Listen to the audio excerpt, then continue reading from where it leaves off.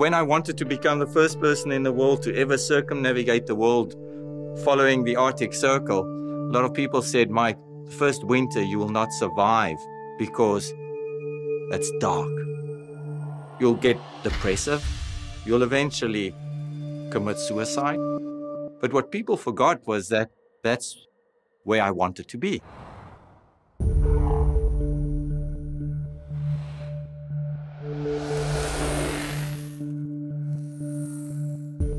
Flow is the secret to ultimate human performance, but it's a dangerous secret. After being that focused for that long, the chemical release you have, it's very addictive.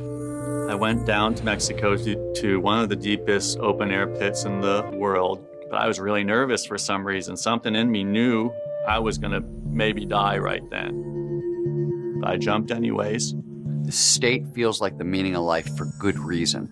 The neurochemicals that underpin flow are among the most addictive on Earth. Flow essentially cocktails 5 of the most potent drugs into one experience. People who aren't in that space will be like, so how was your trip? You know, you don't even go into it. You're like, I guess it was pretty good. And you talk to other people who've been there and they know exactly why your eyes are glazed over.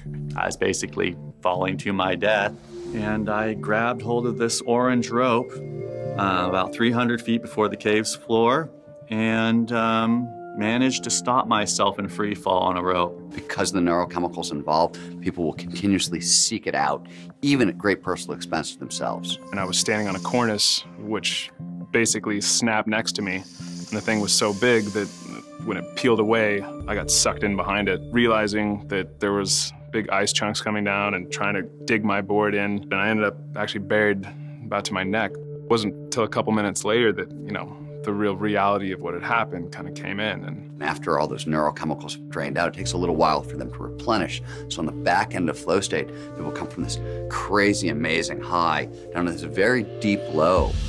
I can barely string sentences together. I become stupid. I guess clinically even depressed.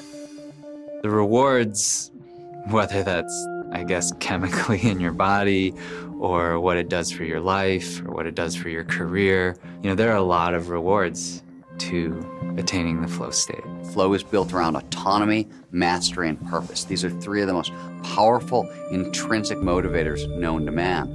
This is a dangerous edge to walk. This year, 20-something wingsuiters all lost their lives. Dying's not worth it.